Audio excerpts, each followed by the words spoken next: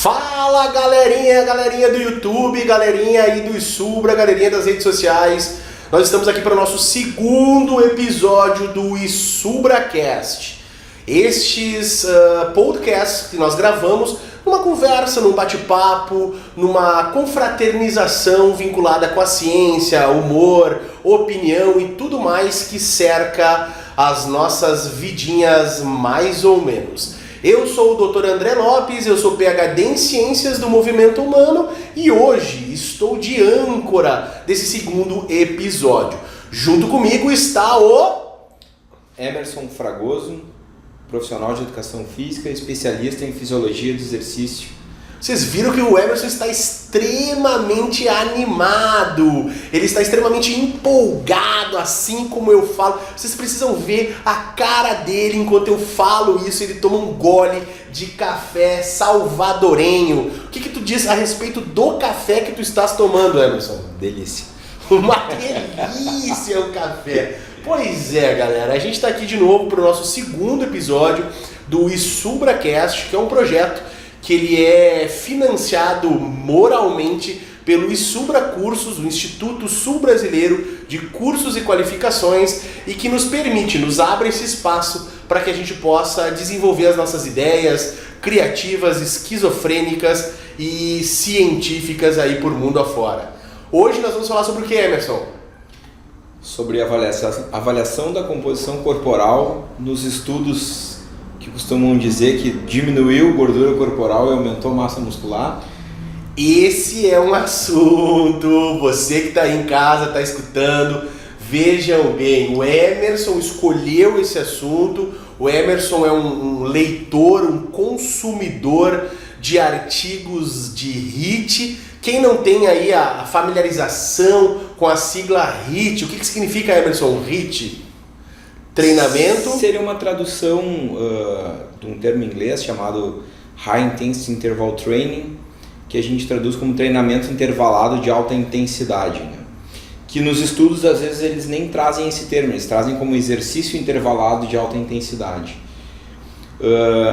É engraçado assim, o surgimento do porquê de tocar num assunto que para alguns é polêmico, para outros não. Eu vou falar aqui e vou sair correndo já depois, porque vão querer passar com o carro por cima de mim nesse Brasil. Mas você vai sair correndo e de maneira intervalada ou contínua? Não, contínua, intervalado. Contínuo, intervalado. Mas com certeza intervalado vai ter uma resposta hipotensora mais rápida, talvez. Vamos tocar nesse assunto lá pra frente? Vamos falar sobre efeitos do HIIT e do exercício contínuo sobre a pressão arterial, sobre a resposta hipotensora, né, aguda e subaguda da realização do exercício físico. Mas a nossa conversa hoje, ela é baseada nessa questão da redução das medidas corporais, principalmente da gordura subcutânea, da gordura visceral e essas comparações que são feitas do exercício HIIT, da atividade HIIT e da atividade contínua. Existe uma discussão muito grande na área da educação física, do treinamento, a respeito dessas duas modalidades. E muitos trabalhos, tanto trabalhos mais antigos como trabalhos mais recentes, trazem essa discussão, mostrando por via das vezes o aeróbio contínuo como sendo uma vantagem e em outras vezes o aeróbio intervalado como vantagem. E é exatamente dessa forma que a gente precisa se referir a essas duas atividades, que são atividades aeróbias contínuas e aeróbias intervaladas. Uma interpretação muitas vezes equivocada é achar que um é anaeróbio, o outro é aeróbio. E na verdade, em termos médios de consumo de oxigênio, tanto o intervalado quanto o contínuo tem uma característica predominante de uma atividade aeróbia. Deixa eu só fazer um adendo, porque eu não gosto dessa maneira de se chamar as coisas aeróbio, anaeróbio. Eu prefiro aeróbio igual a oxidativo e anaeróbio igual a glicolítico ou fosfagênico. Quem tem dúvida com relação a essas nomenclaturas, pode acessar o meu canal aqui do YouTube, onde tem vários links que mostram essa relação, eu explico, ou também acessar o site www.isubra.com.br e fazer um dos meus cursos a respeito de metabolismo energético, treinamento esportivo. Tem curso do professor Emerson também lá sobre kettlebell, um curso excelente para ser feito. Então vocês podem aproveitar bastante coisa lá no site. Emerson, vamos falar um pouquinho a respeito dos estudos que envolvem essa temática. Se você pudesse colocar assim, um artigo ícone, um artigo âncora, quem sabe um artigo que ressuscitou essas discussões, quem sabe uma revisão a respeito, quem é o dono desse artigo? Como é que é essa história toda? Bom, o que tem... Eu acho que não tem como falar essas coisas sem fazer uma breve introdução, assim, né?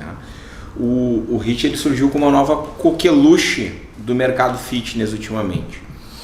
E a gente costuma olhar com certo cuidado o que o mercado fitness está fazendo, porque ele sai às vezes aplicando na comunidade coisas que não tem evidências robustas ainda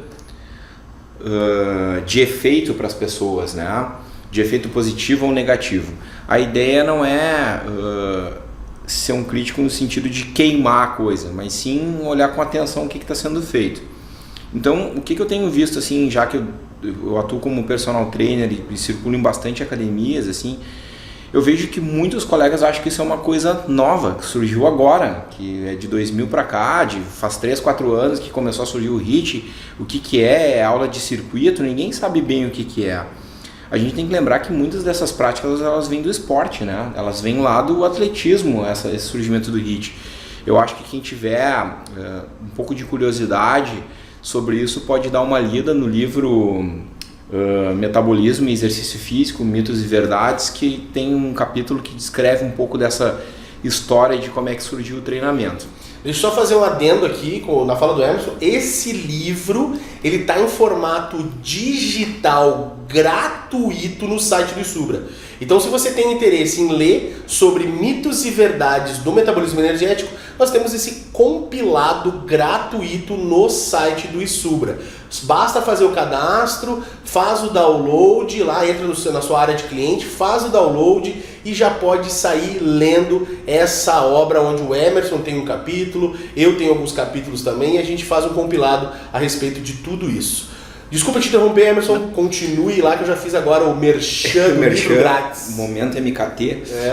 E assim, o que se tem de legal sobre isso? Tem bastante gente que publica sobre isso, que faz curso sobre isso, e geralmente o pessoal busca na literatura algumas bases para justificar o que está fazendo.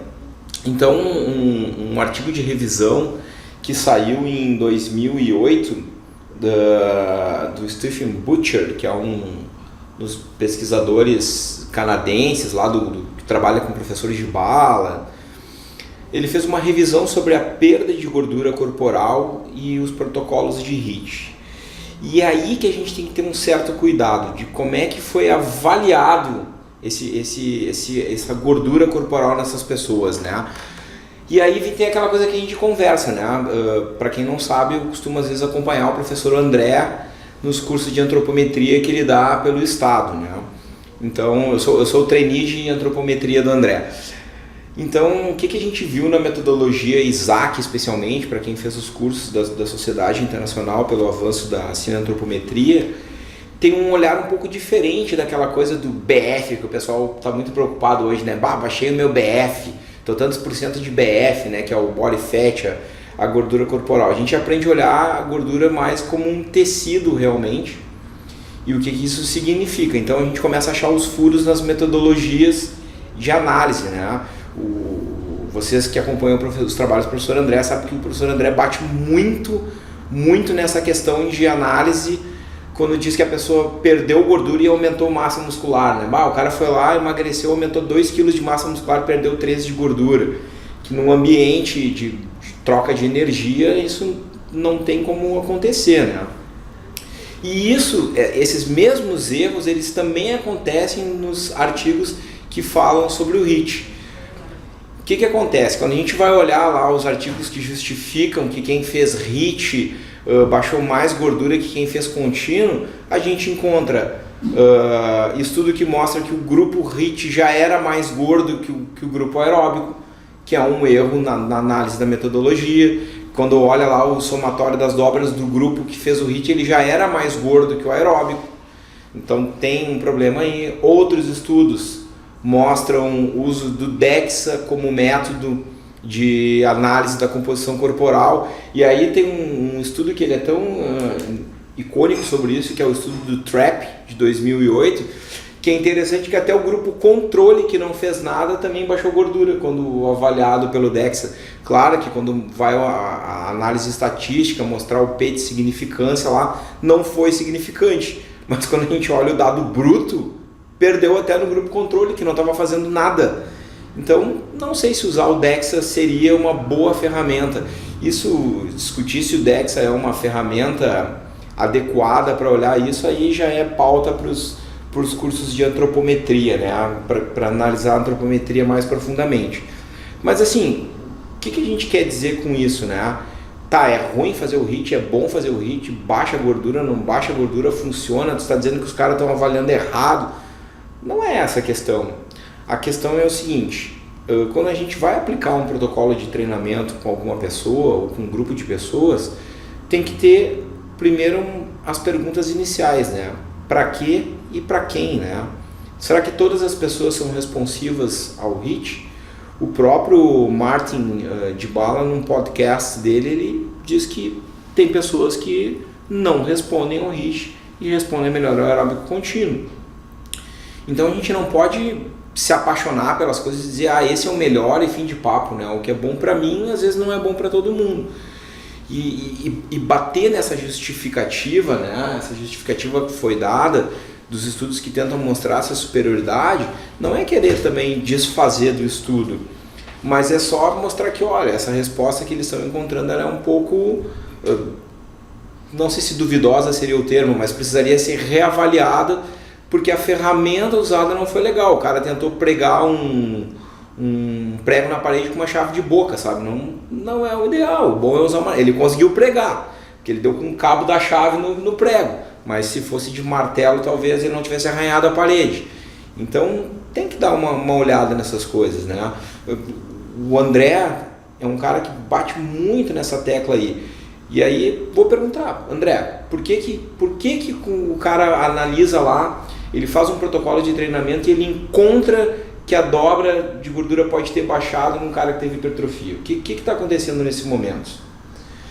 Então, galerinha, uma das coisas que a gente precisa entender a respeito dessas conjunturas de redução de gordura, aumento de massa muscular, é algo extremamente simples, é algo que faz relação com uma distribuição diária.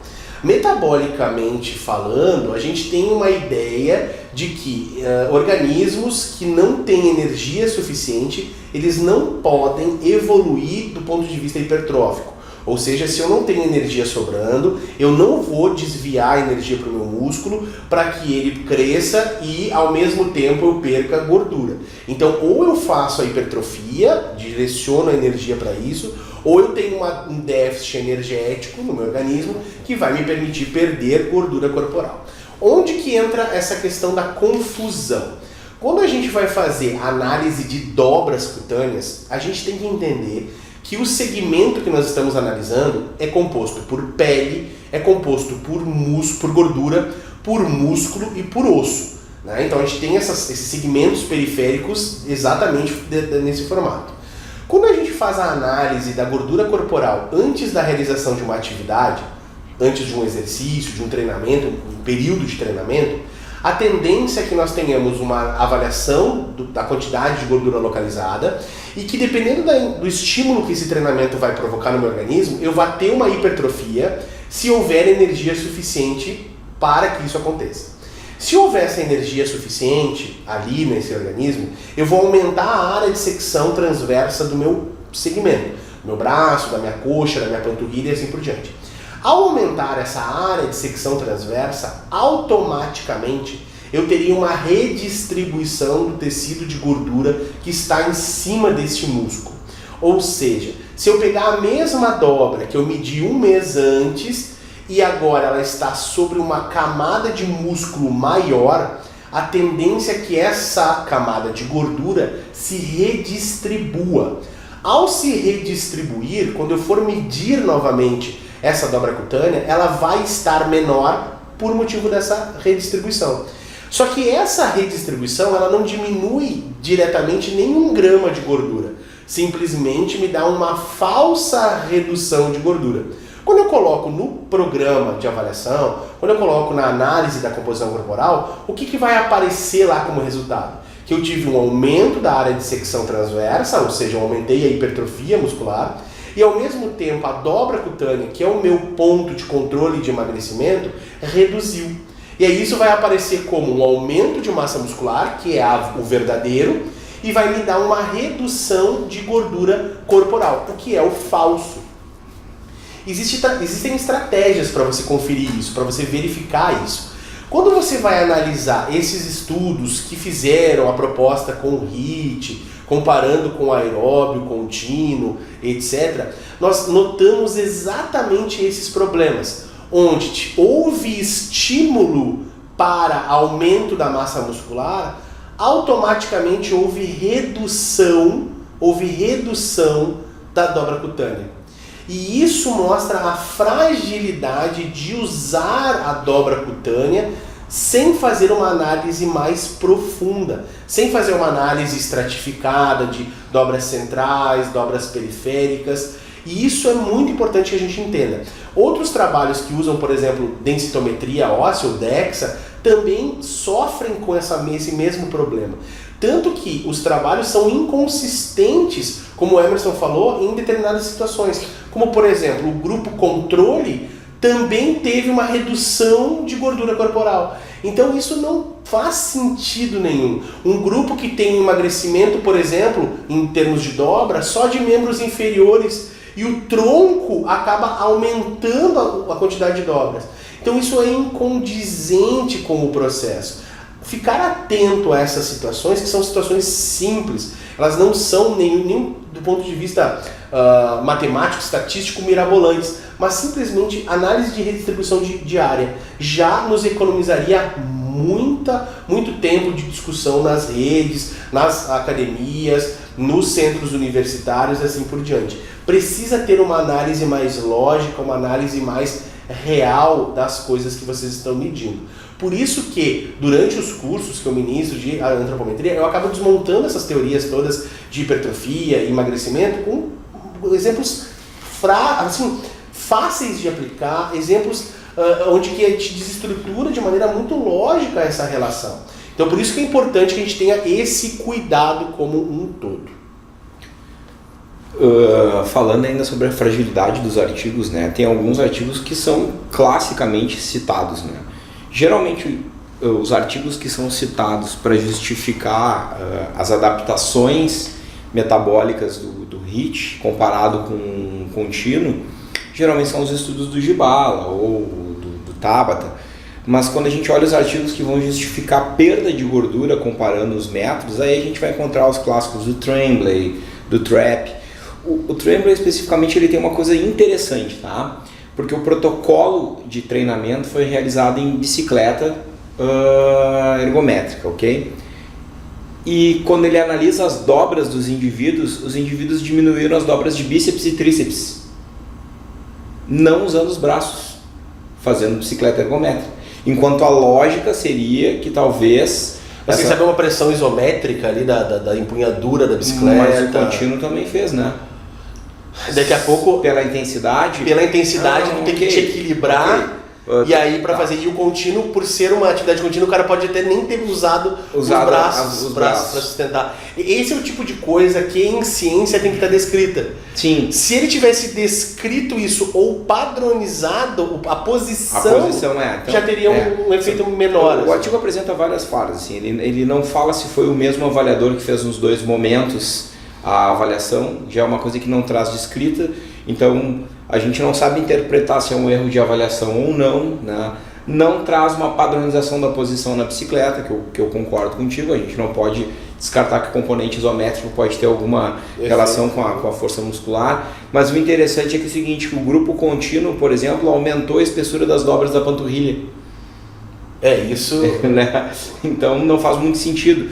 E aí, interessantemente, ele não diminuiu Mas tu pega, por exemplo, nesse artigo na metodologia, ele não tem uma preocupação de mostrar, por exemplo, o erro técnico de medida do avaliador. Não tem. Eu não sei se esse avaliador era realmente treinado, sim, exato. Se ele não era um cara que, tipo, aprendeu a fazer, ou mesmo como tu falou, se não era um cara que fez a primeira vez e o outro fez a segunda. E aí o interessante nisso, assim, que quando ele justifica ali, que ele mostra a análise estatística de algumas, e não foram todas as dobras que mostraram diferença, foram algumas, mas quando ele faz o somatório das dobras de ambos grupos, e é interessante que ele divide assim, somatório de dobra periférica e somatório central, tá?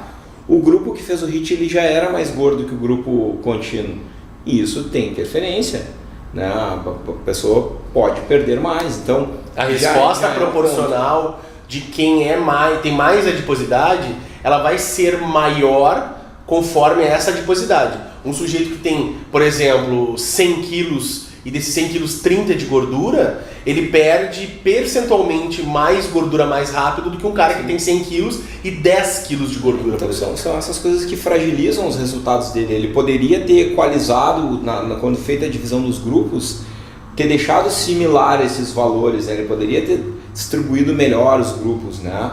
Ele fala sobre randomização. Não, é que tá. Então não é um estudo randomizado, é um estudo que tem um problema gigantesco. Né? Não tem grupo controle neste estudo, que seria uma coisa interessante de ter. Me interessa, talvez, né, uma pergunta, é por que não foi feito talvez um modelo crossover desses estudos aí, né? Eu acho que intra-sujeito seria mais interessante de avaliar. Geralmente, o modelo crossover, tá? Para quem não está muito acostumado com isso, crossover é quando o grupo A, que faz a intervenção A, depois de um período de tempo de limpeza, né, de washout, a gente chama, ele passa a fazer o protocolo B. Nesse tipo de situação que envolve o exercício, é difícil você dar o tempo de efeito de um de outro. Então é difícil na metodologia exercício dar o crossover. Quando você tem um mecanismo, por exemplo, de uso de uma medicação, de um suplemento, você tem mais calculado a meia-vida de efeito daquela substância. Então você dá um período de 1 a 2 semanas, você tem certeza que aquele efeito já não está mais acontecendo. Quando você trabalha com exercício, fica um pouco difícil às vezes fazer isso. Para resposta aguda talvez fosse ok, mas aí não pode ser esse caso aí, né? Não pode ser, exatamente, não dá para funcionar dessa maneira. Mas assim, mesmo resposta aguda, né? Quanto tempo vai durar a subaguda? Né? Tipo, para exercício, é complicado. O crossover é complicado. Isso eu te respondo depois. No teu trabalho tu vai querer ver isso. Vou poder olhar isso. Mas então, assim, objetivo de estudo, né? Não, como eu disse, não é desmerecer o trabalho, mas é que as bases que sustentam essa ideia de que o HIIT é superior ao contínuo são muito frágeis ainda, né? Quer usar HIIT? Usa. Eu sou a favor da periodização. Determinada etapa do trabalho usa um modelo, determinada etapa usa outra. Até porque o HIIT, por exemplo, o treinamento intervalado em si, ele vai trazer melhora na performance do seu aluno, tá? O treinamento intervalado ele é usado para corredores de longa distância para justamente melhorar a velocidade, melhorar o tempo dos caras. Foi assim que surgiu no início do século passado. Os caras usavam o treinamento intervalado para melhorar a performance. E aí a gente pode entrar em toda uma adaptação neuromuscular, Zatopek. Força. Antes do Zatopek ainda o Parvo Nurmi, né? Parvo Nurmi, 1920, Zatopek já é década de 50. São os caras que puxaram isso com o Zatopek nos treinos dele semanais, ele não treinava a longa distância. Ele só treinava a distância curta intervalada. E era um cara que ganhou um monte de maratona. Então quer dizer que um é melhor que o outro? Não, o cara tinha um objetivo. O que acontece? O intervalado te permite botar mais intensidade. Tu tem outras adaptações neuromusculares e metabólicas que vão influenciar na longa distância depois. É que a discussão sempre acaba em um simplismo do que funciona mais, mas essa pergunta sempre é para o emagrecimento, para a hipertrofia. E eu vou bater de novo nessa questão e todas as vezes que eu achar necessário eu vou bater de novo. A educação física, a nutrição, elas não se resumem a hipertrofia e emagrecimento. Hipertrofia e emagrecimento são resultados, são consequências. Quando você se alimenta bem, quando você treina bem, você tem o quê? Menor quantidade de gordura e, por consequência, às vezes você pode ter lá, dependendo do objetivo, mais massa muscular. Então, hipertrofia e emagrecimento são resultados, são adaptações, são respostas de uma boa alimentação, são respostas de um treinamento bem montado. Então a gente não pode querer vender essa adaptação, esse resultado. A gente tem que vender o quê? Vender a alimentação como sendo um foco para a vida toda, bem como o movimento, a atividade física, o exercício, o treinamento como uma ferramenta para a melhoria de vida. Enquanto a gente não entender isso, o profissional não entender isso, a gente vai ficar nessas discussões do que é melhor, e sempre do que é melhor para emagrecer, do que é melhor para hipertrofiar. E o que o Emerson está dizendo, na verdade, é o quê? O HIIT é melhor. Para quê? Para velocidade de ganho de VO2, adaptações específicas para o metabolismo glicolítico e assim por diante. Melhora a capacidade aeróbia? Sem dúvida nenhuma. O contínuo complementa essas adaptações do elemento HIIT. Então isso é importante que a gente entenda. E eu acho que é bem uma coisa que tu pontuou aí, que melhora a velocidade do VO2. Diga-se de passagem o seguinte, não quer dizer que é o HIIT especificamente, é a intensidade que é a chave aí. Os papers que foram publicados lá nos anos 90, eles mostravam que a adaptação do VO2 ela era melhorada pela intensidade do esforço. Usar de maneira intervalada é uma técnica, né? É um protocolo de descrição do exercício, mas o ponto-chave é a intensidade. Não quer dizer que vai emagrecer mais, é um outro tipo de adaptação. Emagrecimento é gasto calórico, é trabalho, tem que calcular isso. Quem trabalhar mais vai emagrecer mais. Se trabalhar fazendo aeróbio, vai emagrecer mais. Se trabalhar mais fazendo HIIT, vai emagrecer mais. Esse é o fato. Isso se repete na hipertrofia. Aquele que gerar maior trabalho, fizer mais atividade muscular, maior volume, maior gasto calórico, vai ter um efeito maior em termos de hipertrofia. E eu acho que isso aí que tu coloca também é um ponto bom que a gente vê de fragilidade nos artigos sobre HIIT, tá? Dificilmente é equalizado o trabalho. O que a gente vê é que eles usam assim, para o trabalho contínuo, eles usam as referências dos guidelines, que vão de 30 a 45 minutos de exercício, usando 60% a 70% no máximo da frequência cardíaca de reserva, ou às vezes do próprio VO2 máximo, quando tem essa medida de caracterização. E quando usam intervalado, eles usam um protocolo montado ou baseado nos testes de Wingate, ou baseado no protocolo Tabata, ou no protocolo que o Gibala desenvolveu depois. E o que a gente acaba observando? Né? Existe uma discussão que o HIIT promoveria respostas similares ou superiores do treinamento contínuo num menor espaço de tempo, que é o que eles costumam chamar de tempo eficiente. Né? Então, os time efficients. Os time efficients. Porque existe toda uma discussão que a população norte-americana alega que não faz exercício por falta de tempo, tudo mais, é a realidade epidemiológica deles lá, dos países norte-americanos. Eu acho que nós temos uma outra realidade aqui, tem que observar com outro olhar. Mas, então assim, a gente vê que os trabalhos não são equalizados. Então, não só para o pessoal que está em casa entender, o que é equalizar o quê? Equalizar a quantidade de trabalho que o indivíduo vai fazer. Seja ela em gasto calórico, ou seja ela talvez por distância, mas os indivíduos eles têm, a medida tem que ser igual. Não adianta dizer que um correu 20 minutos e foi mais eficiente que o que correu 30, tá? Mas o que um fez em 20?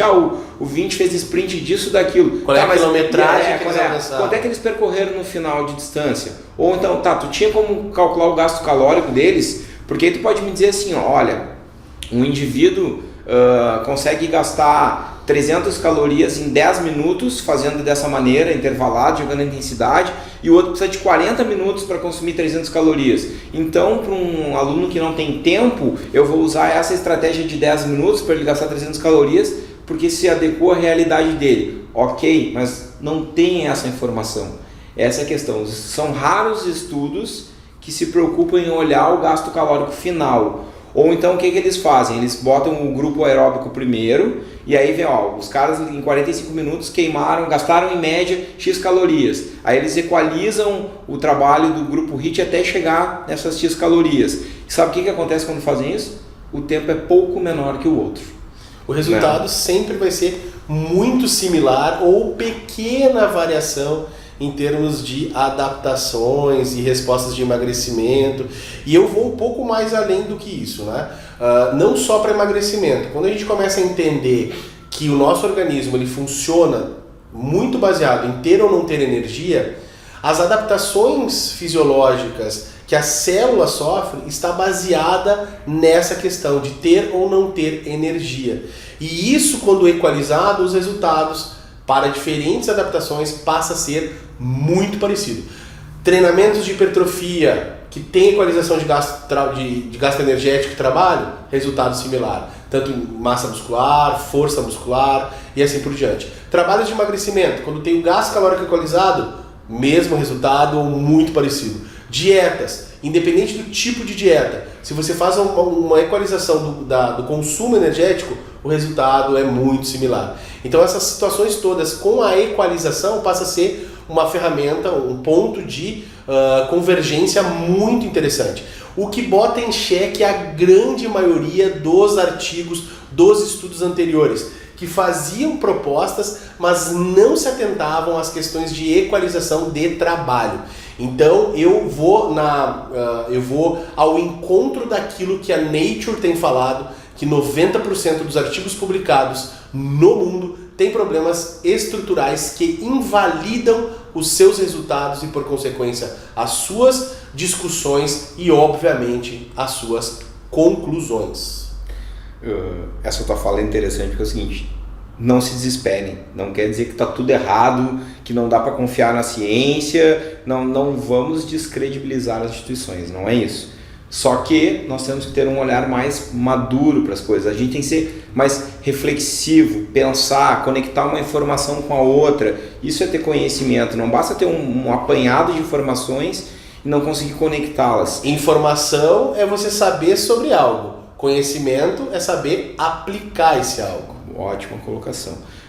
Tá no meu novo livro. Tanto é que... Tá no meu novo livro, tá, pessoal? Só novo livro sobre hipertrofia muscular. Eu faço uma revisão profunda dos métodos, dos artigos, e eu trago essa reflexão a respeito de aprendizagem, o que é informação, o que é conhecimento. Lança dia 1º de maio, tá sensacional.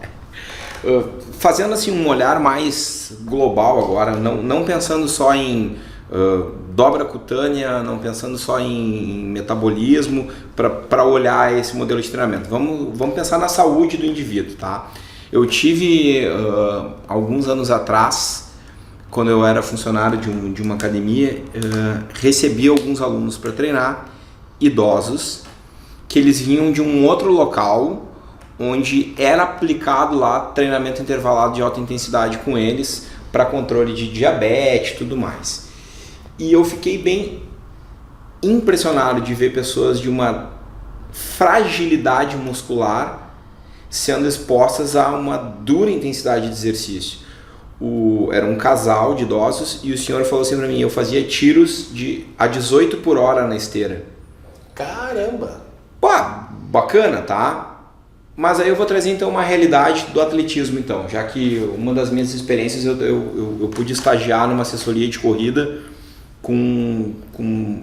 e ser atleta de dois caras, para mim, são os caras que manjam muito de corrida aqui no estado, tá? Não existe treinamento de corrida sem exercício técnico de corrida. Quando tu vai para um treino numa assessoria de corrida de caras que realmente manjam, tu faz um aquecimento, tu alonga, mas existem exercícios educativos de corrida que são feitos para preparar a musculatura para o movimento técnico de corrida.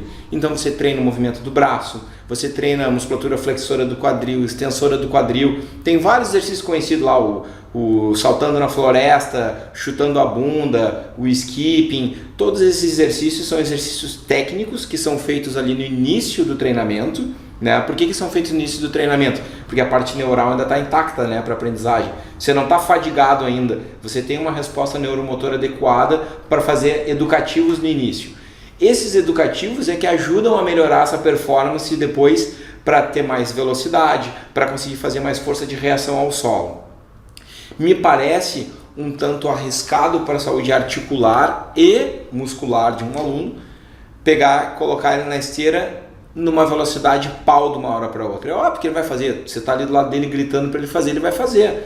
E ele vai aguentar. Mas a questão toda é o seguinte, o quanto você sacrifica o aparelho locomotor dessa pessoa. Então é isso que eu atento aos colegas. Calma, cuidado, não estou dizendo não usa o protocolo, mas prepara o aluno para chegar lá. Porque eu vejo que hoje em dia há uma ansiedade em mostrar resultados rápidos para os alunos. O cara veio treinar comigo, quer emagreceu, preciso dar resposta rápida para ele e sair socando o pau no cara. Gente, nós não estamos nos Estados Unidos. Lá é uma bagunça. Lá eles têm uma outra realidade epidemiológica. Lá eles precisam combater a obesidade e as doenças cardiovasculares a qualquer custo, mesmo que para isso sacrifique um joelho. Calma, a gente não chegou nos mesmos números que eles ainda. A gente ainda pode fazer um processo de transformação na sociedade através do movimento humano. Para isso, nós é que precisamos ser profissionais capacitados, críticos, que consigamos avaliar o que a gente está fazendo e não sair aplicando qualquer loucura com o pessoal. O que está acontecendo agora? A ciência está começando também a produzir estudos que olham o comportamento da pressão arterial frente a esses dois tipos de exercício. O tradicional, que está nos guidelines da American Heart Association, da Sociedade Brasileira de Medicina do Esporte, nos guidelines do American College of Sports Medicine, que é o treinamento contínuo, ainda é o modelo mais aplicável para a população em geral, para controle da hipertensão arterial e tratamento, ok? Mas a ciência já está olhando também a resposta do treinamento intervalado de alta intensidade. E as respostas, sim, são boas, são promissoras, mesmo em público de hipertensos. Eles vêm olhando a dilatação mediada por fluxo, tem sido legal em hipertensos. Eles têm olhado a resposta hipotensora após exercício, tem um paper que saiu agora no Journal of Cardiovascular Science, bem interessante sobre isso, de um grupo aqui de São Paulo. Tem bastante coisa sendo publicada nesse sentido, né? Tem um doutorando da URGS, que é o Francesco Bueno, que publicou um estudo bem legal também sobre a resposta hipotensora, comparando os dois protocolos de exercício, que também saiu na Journal of Cardiovascular Science. Então tem respostas legais. Na Europe Journal of Applied Physiology saiu um estudo também da Pimenta e colaboradores falando sobre isso. Então a ciência está começando a olhar isso como um método também aplicável para a população de hipertensos, que também alega não ter tempo para treinar. Mas, de novo, eu sempre ressalvo, chegou um hipertenso na minha mão, vou dar direto para ele o HIIT, porque a ciência está mostrando que dá a resposta. Não é bem assim, cuidado com esse estresse de uma hora para outra. Uma coisa interessante que eu percebi nesses estudos, especialmente, que geralmente a amostra que eles usam já são de pessoas que estão ligadas a algum grupo para hipertensos dentro da instituição, então já são pessoas treinadas, dificilmente eles pegam alguém que é sedentário, hipertenso sedentário no caso, né? Tem estudo com sedentário de resposta hipotensora comparando os métodos de treinamento? Tem, mas quando eu trabalho com hipertensos, esses hipertensos já participam de grupos dentro das universidades que praticam exercício. Então não é assim, chegou uma pessoa hipertensa lá, eu saio já tocando o pau nele. Não é assim, cuidado, olha o que a ciência está mostrando, analisa com critérios os resultados. Uma coisa interessante a respeito disso, Emerson, é até que em um dos artigos, eu não vou lembrar o nome do autor, eu sou péssimo para nomes, é a questão da validade interna e da validade externa. Nós vimos que os resultados, conforme eles foram analisados e como eles foram analisados, a validade interna ela é comprometida, né? Então a metodologia está complicada, não descreve muito bem os protocolos e assim por diante. Mas quando nós vamos olhar num dos estudos que envolveu o HIIT, se eu não me engano tinham 44 pessoas, 45 pessoas e que acabou o estudo com 18. Então quando você analisa a validade externa, a aplicabilidade desse tipo de ferramenta em uma morte amostral maior do que 50%, desculpa, isso não é aplicável.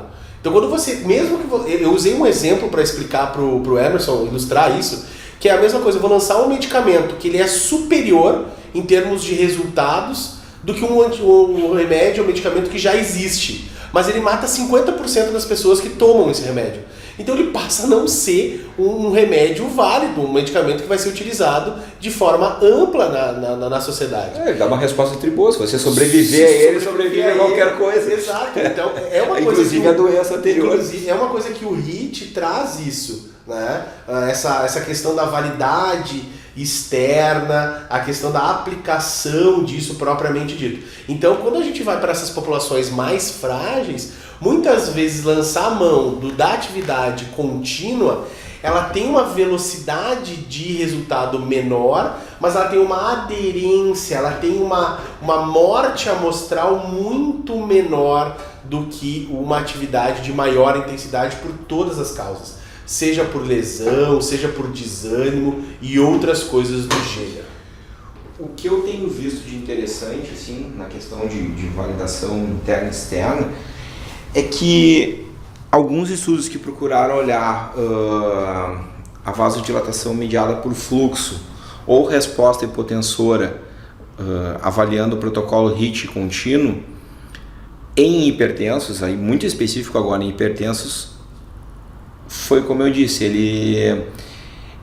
ele usou a amostra de pessoas que já participavam de grupos de acompanhamento dentro da universidade, de atividade física e tratamento da hipertensão. Então, eram pessoas que já tinham algum nível de condicionamento. Os estudos que eu li, tá? Os medicamentos que essas pessoas tomavam, beta-bloqueadores, inibidores de angiotensina, recaptadores de cálcio, todos eles eram mantidos durante o estudo. Os critérios de exclusão, geralmente, desses estudos eram infarto recente, angina não controlada, então tinha um certo controle sobre a população, tá? E interessante, a parte de desistências do grupo geralmente eram 1, 2 pessoas que não tinham tempo para vir, ou passaram mal, ou acabou tendo um infarto num dos estudos, a pessoa teve um acidente cardiovascular, mas com essa população controlada, a reprodutibilidade dos estudos vem sendo representada em outros, assim, e a validade dele tem sido ok. Aplicação boa na sociedade de forma mais segura, né?